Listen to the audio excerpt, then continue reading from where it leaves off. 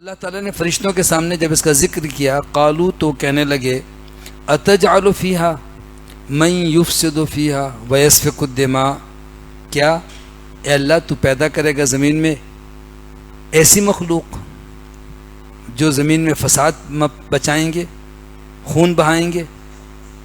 کہتے ہیں یہ جو فرشتوں نے کہا یہ ایک اعتراض نہیں تھا، نہ آدم علیہ السلام سے انہیں کوئی حسد تھا، بلکہ جو ان کے علم میں بات آئی وہ یہ تھی کہ اختیارات دیے گئے ہیں انسان کو، تو اختیارات کا غلط استعمال کریں گے، جیسا کہ پہلے جنوں کو بھی ایسے ہی اختیارات کے ذریعے زمین پر بسایا گیا تھا، انہوں نے بھی فساد مچایا۔ تو فرشتے کہنے لگے کہ وَنَحْنُ نُسَبِّحُ بِحَمْدِكَ وَنُقَدِّسُ لَكَ، ہم اے اللہ تیری حمد کے ساتھ تسبیح اور تقدیس بیان کرتے ہیں، تیری پاکیزگی بیان کرتے ہیں۔ قالا، تو اللہ نے فرمایا انی اعلم ما لا تعلمون، میں جانتا ہوں جو کچھ وہ تم نہیں جانتے۔ یہ اس بات کا اندازہ ہوا کہ فرشتوں کو بھی اللہ نے جتنا علم دیا اس سے زیادہ وہ نہیں جانتے تھے، چونکہ فرشتوں کی تو صفت اللہ نے یہ بیان فرمائی کہ لا یعصون اللہ ما امرہم ویفعلون ما یؤمرون، وہ نافرمانی تو جانتے ہی نہیں، جو کہا جائے وہ کرتے ہیں۔ تو جب اللہ نے ان کے سامنے یہ احسان ذکر فرمایا کہ میں زمین میں ایک خلیفہ اور نائب پیدا کرنے والا ہوں، تو انہوں نے کہا کہ اے اللہ تیری حمد، تیری تعریف، تیری تقدیس، تیری عظمت، تیری بڑائی، کبریائی بیان کرنے کے لیے تو ہم ہیں نا، پھر انسان کو زمین پر پیدا کرنے کا کیا مقصد ہے؟ تو اللہ تعالیٰ نے فرمایا کہ جو حکمت میں جانتا ہوں تم نہیں جانتے۔ پھر کیا ہوا؟ وَعَلَّمَ آدَمَ الْأَسْمَاءَ كُلَّهَا، اللہ تعالیٰ نے جناب آدم علیہ السلام کو تمام نام سکھا دیے۔ کہتے ہیں تمام ناموں کے اس سے مراد یہ ہے کہ فرشتوں کے نام، اشیاء کے نام، چیزوں کے نام، ان کی حقیقت کہ یہ اناج ہے، یہ سبزی ہے، یہ فلاں ہے، یا یہ آسمان، یہ زمین، یہ رات دن، ہر چیز کا علم اللہ نے آدم علیہ السلام کو عطا فرمایا۔ ثم عرضهم علی الملائکہ، پھر اللہ نے ان چیزوں کو فرشتوں کے سامنے پیش کیا۔ فقال، اور اللہ نے فرمایا انبئونی باسماء ہؤلاء ان کنتم صادقین، اگر تم سچے ہو تو ان اشیاء کے نام مجھے بتاؤ، ان چیزوں کے نام بتاؤ کیا ہیں، چونکہ فرشتوں کو تو ان چیزوں کا علم نہیں تھا، نہ ان کے نام جانتے، نہ ان کی حقیقت سے آگاہ تھے۔ تو قالوا، فرشتوں نے کہا جواب میں سبحانک لا علم لنا الا ما علمتنا، تو پاک ہے اے اللہ، ہمیں کوئی علم نہیں ہے مگر اتنا ہی جو تو نے ہم کو سکھایا ہے۔ یہ عجز و انکساری اللہ کو بہت پسند ہے۔ فرشتوں نے جب دیکھا کہ جن چیزوں کے نام آدم علیہ السلام کو سکھائے گئے ہیں، جس بنیاد پر اللہ تعالیٰ نے آدم کو فضیلت دی ہے، اور ان سے پوچھا گیا تم بتاؤ، انہوں نے کہا تھا ہم تو نہیں جانتے۔ انک انت العلیم الحکیم، بے شک تو ہی سب کچھ علم رکھنے والا اور نہایت حکمت والا ہے۔ اے اللہ تیرے علم اور تیری حکمت کو تو ہی بہتر جانتا ہے۔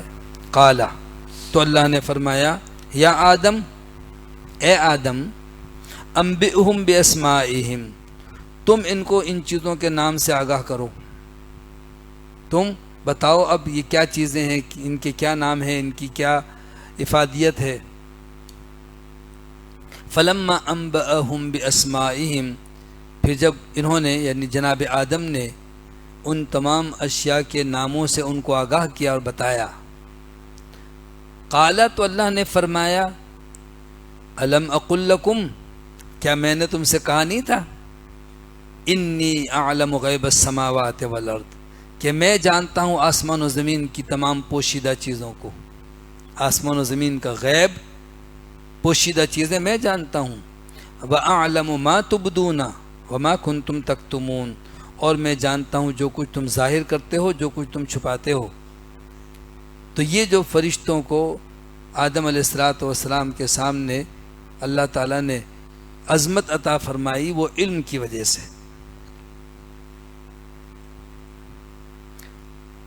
وَإِذْ قُلْنَا لِلْمَلَائِكَةِ، اور وہ وقت بھی یاد کرو کہ جب ہم نے فرشتوں سے کہا اسجدوا لآدم کہ آدم کو سجدہ کرو۔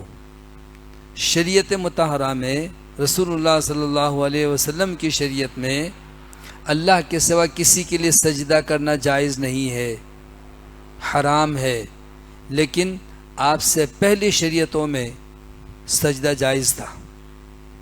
یہ سجدہ عبادت کا نہیں ہوتا تھا، تعظیم کے لیے ہوتا تھا، تکریم کے لیے ہوتا تھا۔ فرشتوں نے آدم علیہ السلام کو بھی ان کے علم کی عظمت کا اعتراف کرتے ہوئے سجدہ کیا۔ اسی طرح جناب یوسف علیہ السلام کو ان کے والدین اور 11 بھائیوں نے سجدہ کیا جو انہوں نے خواب میں دیکھا تھا۔ لیکن نبی کریم صلی اللہ علیہ وسلم نے اپنے ماننے والوں کو اللہ کے سوا کسی اور کے لیے سجدہ کرنے سے منع کر دیا۔ صحابہ نے پوچھا کہ ہم حبشہ گئے تھے، وہاں پر دیکھا کہ لوگ اپنے سرداروں کو سجدہ کرتے ہیں، آپ زیادہ حقدار ہیں کہ ہم آپ کو سجدہ کریں، تو آپ نے ارشاد فرمایا کہ نہیں، اللہ کے سوا کسی کے لیے سجدہ جائز ہوتا تو میں عورت کو حکم دیتا کہ وہ اپنے شوہر کو سجدہ کرے۔ یعنی اتنا بلند مقام رکھا ہے شوہر کا ایک عورت کے لیے، چونکہ زیادہ تر زمین پر خواتین کی طرف سے جو کوتاہیاں ہوتی ہیں وہ شوہروں کے ناشکری کی شکل میں ہے، بہت ہی عام ہے یہ۔ وہ یہ سمجھتی ہیں سارے مرد دنیا کے اچھے ہیں، سب سے زیادہ کوئی اگر بیوقوف ہے تو ہمارا شوہر ہے، اور نہ معلوم کیا کیا ان کے ذہن میں بات آتی رہتی ہے۔ تو اللہ نے فرمایا دیکھو ناشکری جو ہے نا شوہروں کی، یہ وجہ ہے جہنم میں عورتوں کو زیادہ تعداد میں آپ نے دیکھا۔ تو آدم علیہ السلام کو اللہ تعالیٰ نے جو عظمت عطا فرمائی وہ علم کی وجہ سے تھی، اور وہ علم اللہ تعالیٰ نے عطا فرمایا اور اس کا اظہار فرمایا۔ چنانچہ صحابہ نے پوچھا کہ ہاں اے اللہ کے رسول صلی اللہ علیہ وسلم، اگر ہم سجدہ نہ کریں رکوع کر لیا کریں؟ فرمایا رکوع بھی نہیں۔ فرمایا اگر تھوڑا سا جھک لیا کریں؟ فرمایا جھکنا بھی نہیں ہے، بلکہ یہ ہاتھ کے اشارے سے جو اس طرح سلام کرتے ہیں یہ بھی جائز نہیں ہے شریعت میں۔ اس کا مطلب بھی ہوتا ہے کہ یہ ماتھا میں آپ کے سامنے جھکاتا ہوں، اس طرح کا سلام کرنا بھی درست نہیں ہے۔ ہاں اگر کوئی دور ہو تو یوں ہاتھ کے اشارے سے تو سلام کی آواز نہیں پہنچے گی، کم سے کم ہاتھ کے اشارے سے، یہ تو ہوا۔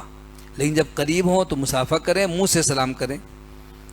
تو اللہ تعالیٰ نے اس شریعت میں جائز رکھا تھا، چنانچہ تمام فرشتوں نے فسجدوا، سب نے سجدہ کیا، الا ابلیس، سوائے ابلیس کے، ابا واستکبر، اس نے انکار کر دیا اور تکبر کیا، وکان من الکافرین، اور وہ کافروں میں سے ہو گیا۔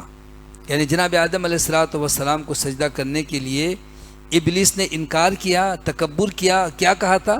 دوسری جگہ ہے کہ کہنے لگا کہ اے اللہ خلقتنی من نار وخلقتہ من طین، اے اللہ تو نے مجھے آگ سے بنایا، آدم کو مٹی سے بنایا، یعنی میں افضل ہوں، اعلیٰ ہوں۔ آگ تو اوپر اٹھتی ہے، شعلے اوپر جاتے ہیں، اور آدم تو مٹی سے بنایا، مٹی تو نیچے جھکتی ہے، نیچے گرتی ہے، یہ تو مٹی ہے۔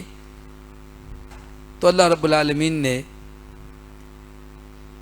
ابلیس کے انکار پر فرمایا کہ تم رحمت سے اور اللہ کی جنت سے باہر نکل جاؤ۔ ہمیشہ کے لیے اللہ کی رحمت سے دھتکار دیا گیا ایک سجدہ نہ کرنے پر۔ ذرا غور کریں کہ انسان کتنے سجدوں کے منکر ہیں، کتنی نمازیں چھوڑتے ہیں، اور پھر بھی اپنے آپ کو مسلمان سمجھتے ہیں۔ ابلیس نے ایک سجدہ نہیں کیا تھا تو اللہ تعالیٰ نے اس کو دھتکار دیا، اپنی رحمت سے محروم کر دیا ہمیشہ کے لیے۔ آیت نمبر 35، وَقُلْنَا یا آدم، ہم نے کہا کہ اے آدم اسکن انت وزوجک الجنہ، تم رہائش اختیار کرو، تم بھی اور تمہاری بیوی بھی۔ معلوم کیا ہوا کہ جنت میں آدم علیہ السلام کو بسانے سے پہلے ہی اللہ تعالیٰ نے ان کی تسکین کے لیے سیدہ حوا کو پیدا کر دیا تھا۔ کہتے ہیں سوئے ہوئے تھے، ان کی پسلی سے اللہ تعالیٰ نے سیدہ حوا کو بنایا اور ان کے اندر ان کی رغبت اور ایک دوسرے کے لیے محبت رکھ دی۔ بیدار ہوئے تو بڑے خوش ہوئے کہ اللہ تعالیٰ نے ان کے لیے یہ تسکین کا سامان رکھا۔ پھر دونوں کو اللہ نے جنت میں بسا دیا اور فرمایا کہ اسکن انت وزوجک الجنت، تم اور تمہاری بیوی جنت میں سکونت اختیار کرو، رہائش اختیار کرو، وکلا منہا رغدا حیث شئتما، اور تم دونوں کھاؤ اس جنت میں سے خوب سیر ہو کر جہاں سے تم چاہو، یعنی جو نعمت تم کو اچھی لگے، جو پھل جو کچھ کھانا چاہو سب کچھ تمہارے لیے ہے، بس ولا تقربا هذه الشجرہ، اس درخت کے قریب نہ جانا، فتکونا من الظالمین، تو تم دونوں ظالموں میں سے ہو جاؤ گے۔ آزمائش کے لیے، امتحان کے لیے اللہ تعالیٰ نے جناب آدم علیہ السلام اور سیدہ حوا کو ایک درخت سے روکا تھا۔ کون سا تھا؟ اس میں مختلف اقوال ہیں، لیکن حقیقت اللہ بہتر جانتا ہے۔ کچھ کہتے ہیں گندم، کچھ کہتے ہیں فلاں تھا، کوئی اور تھا۔ بہرحال جو بھی تھا، حرمت کا معنی یہ ہے کہ اللہ آزمانے کے لیے کسی ایک چیز سے جناب آدم کو روک رہا ہے، ایک پھل سے، ایک درخت سے۔ باقی سارے پھل، ساری نعمتیں حلال ہیں، لیکن ابلیس دیکھیں کیسا شاطر ہے کہ اس نے جناب آدم اور سیدہ حوا کو گمراہ کیا اور کہا وقاسمہما، قسمیں کھا کر کہنے لگا کہ انی لکما لمن الناصحین، کہ اللہ کی قسم میں تم دونوں کا خیر خواہ ہوں۔ یہ جو درخت ہے نا جس سے تم کو روکا گیا ہے، اس کو کھاؤ گے تو ہمیشہ جنت میں رہو گے، اس کو نہیں کھاؤ گے تو جنت سے تم لوگ محروم ہو جاؤ گے، اس کو کھاؤ گے تو فرشتے بن جاؤ گے۔ ایسا پھسلایا اور بہکایا کہ دونوں باتوں میں آ گئے اور انہوں نے وہ پھل کھا لیا۔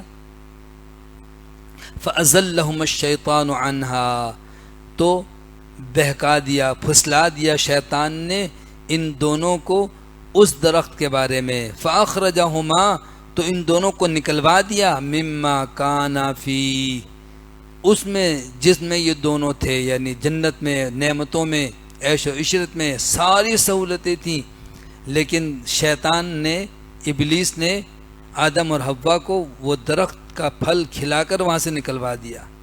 وَقُلْنَا، ہم نے کہا، اهْبِطُوا بَعْضُكُمْ لِبَعْضٍ عَدُوٌّ، کہ زمین پر اتر جاؤ، تم میں سے بعض کا دشمن ہے۔ کہتے ہیں بعض کا دشمن ہے، یعنی انسان اور جن، شیاطین۔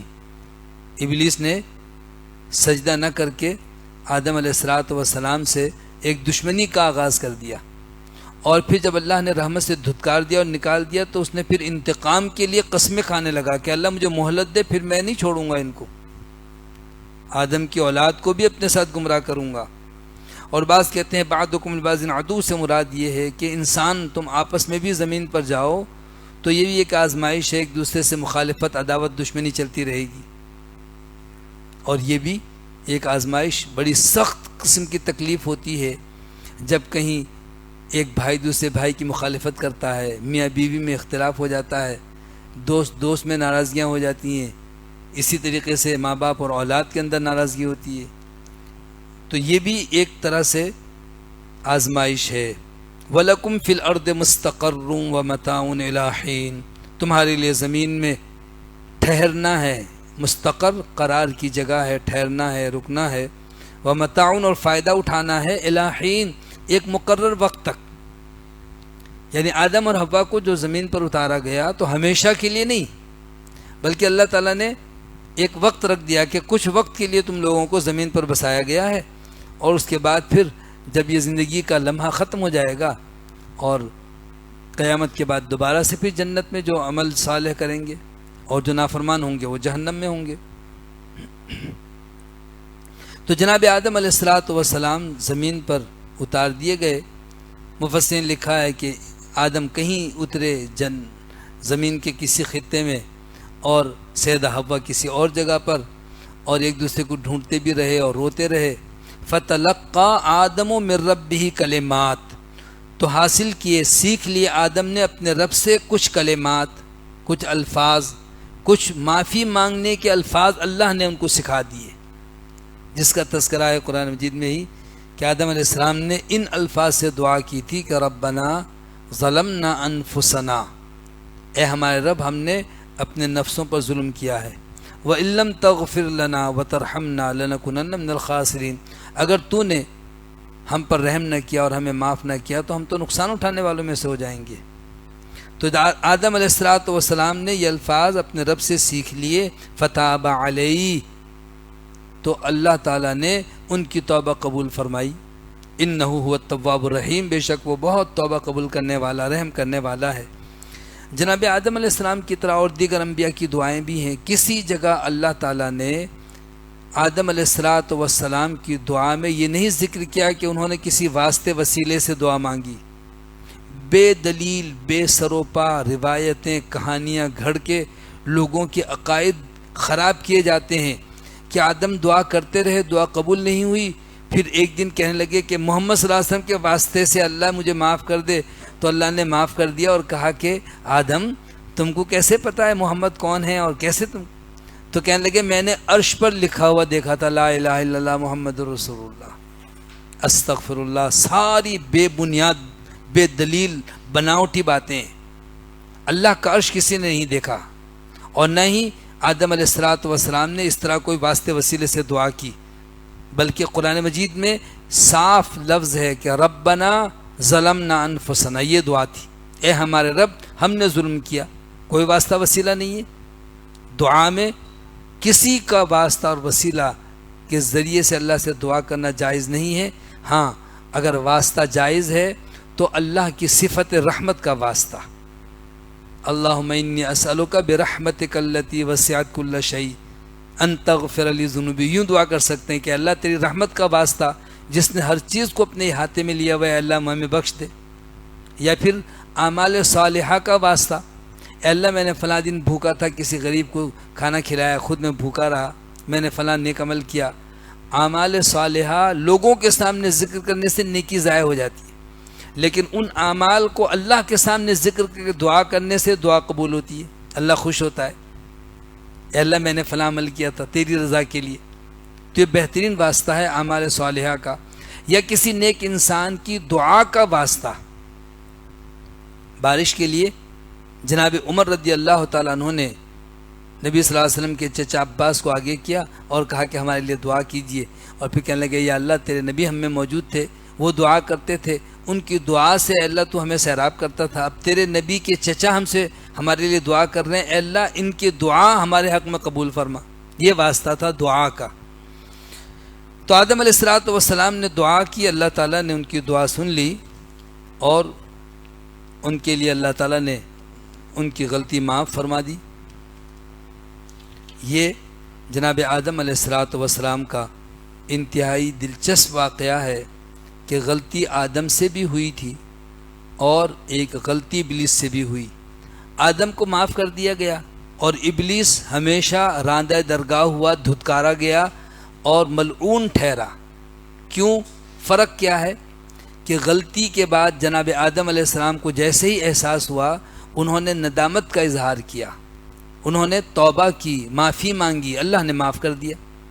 معلوم کیا ہوا؟ غلطی ہونا یہ کوئی بعید نہیں ہے، ہر انسان سے ہو سکتی ہے۔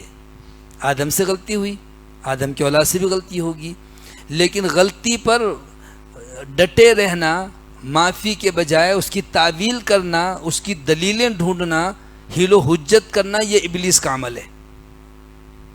اس پر اللہ کو بہت غصہ آتا ہے۔ ہاں جب غلطی ہو جائے اور کوئی کہے کہ آپ نے غلط کیا تو فوراً کہیں کہ اللہ مجھے معاف کرے، استغفر اللہ، مجھے ایسا نہیں کہنا چاہیے، نہیں کرنا چاہیے، مجھ سے غلطی ہوئی ہے۔ قلنا، ہم نے کہا، اہبطوا منہا جمیعا، کہ اتر جاؤ اس سے تم سب کے سب، فإما یأتینکم منی ہدا، پھر اگر تمہارے پاس آئی میری طرف سے ہدایت، یعنی کتاب، انبیاء علیہم السلام کے ذریعے سے دعوت توحید اور عقیدے کی باتیں اور عمل، تو فمن تبع ہدایا، جس نے اتباع کی، میری ہدایت کی پیروی کی، میری ہدایت کو جس نے اپنا لیا، فلا خوف علیہم ولا هم یحزنون، تو نہ ان کو کوئی خوف ہوگا نہ وہ غمگین ہوں گے۔ یہ نہیں کہا کہ جب ہدایت آئے تو پھر دیکھنا اپنے بزرگوں میں سے جس بزرگ کا چاہے دامن تھام لینا۔ آج دین کے نام پر بھی لوگ ایسے ہی اپنے بزرگوں کا واسطہ اور بزرگوں کا طریقہ پیش کرتے ہیں جیسے مشرکین اپنے باپ دادا کا پیش کرتے تھے کہ ہم نے تو بڑوں کو ایسے ہی پایا ہے۔ ہدایت بڑوں کی تقلید کا نام نہیں ہے، بلکہ ہدایت اللہ کے نازل کردہ قانون کا نام ہے، جو اللہ نے وحی کے ذریعے سے تمام انبیاء پر نازل فرمایا۔ وہی قانون، وہی شریعت، دین، اور وہی قانون کتابی شکل میں آخری پیغمبر صلی اللہ علیہ وسلم پر اللہ نے نازل کیا۔ والذین کفروا وکذبوا بآیاتنا، اور وہ لوگ جنہوں نے کفر کیا اور ہماری آیتوں کو جھٹلایا۔ کفر تو انکار کو کہتے ہیں، ایمان کی ضد ہے کفر۔ کفر کے درجات ہیں، اللہ کا منکر وہ تو کافر ہے، ایک ہے اللہ کے احکامات کا منکر، کسی حکم کو نہیں مانتا، کسی حکم میں تعویلات کرتا ہے، تو اس کے لیے بھی قرآن میں فرمایا کہ افتؤمنون ببعض الکتاب وتکفرون ببعض، کیا کتاب کے کچھ حصے کو مانتے ہو اور کچھ کا انکار کرتے ہو؟ ان کے لیے بھی دنیا میں ذلت و رسوائی اور آخرت میں دردناک عذاب ہے۔ عمل کے اعتبار سے اگر کوئی کوتاہی کرتا ہے تو یہ فسق و فجور ہے، یہ گناہ کبیرہ ہے۔ تو اللہ نے فرمایا کہ وہ لوگ جنہوں نے کفر کیا اور ہماری آیتوں کو جھٹلایا، تصدیق کرنے کے بجائے تکذیب کی ہے، میں جائیں گے ہم کا اللہ نے تذکرہ فرمایا ہے، جو اللہ کے مطیع فرما بردار رہے۔ بہت ہی فضیل کڑوی آئی، سخت، تو پھر ماں بھی مارتی ہے اور باپ بھی سخت سزا دیتا ہے، اور اولاد تو ہے لیکن کوئی بہت زیادہ تابع دار فرما بردار ہے تو ماں بھی اور باپ بھی ان کو کتنا زیادہ جو ہے محبت کرتے ہیں، اظہار کرتے ہیں کہ واہ۔ تو اللہ بھی چاہتا ہے کہ بندے روئے زمین پر اللہ کی مرضی سے زندگی گزاریں۔ عبادت کا مختصراً اگر مفہوم سمجھ میں آئے تو وہ یہ ہے کہ ہمارے وجود پر، ہماری زندگی کے تمام کاموں پر حکم اللہ کا چلے، بس اللہ کے احکامات کے مطابق ہم زندگی گزارنا سیکھ جائیں، یہ عبادت ہے۔ اور اگر ہم نے اپنی مرضی چلائی، اس کا مطلب ہم نے اپنے نفس کو، اپنے خواہشات کو ہم نے اپنا الہ بنا لیا۔ یا بنی اسرائیل، اے اولاد یعقوب، یعقوب علیہ السلام کی یہ امت ہے، یعقوب علیہ السلام کی اولاد اور ذریت ہے۔ ان کے ساتھ رمضان کا ایک خاص تعلق اور نسبت ہے۔ اس بابرکت مہینے میں قرآن مجید اوف بعہدکم، تو میں بھی تم سے کیا ہوا وعدہ اس طرح گزار سکے جس سے اللہ راضی اور خوش ہو۔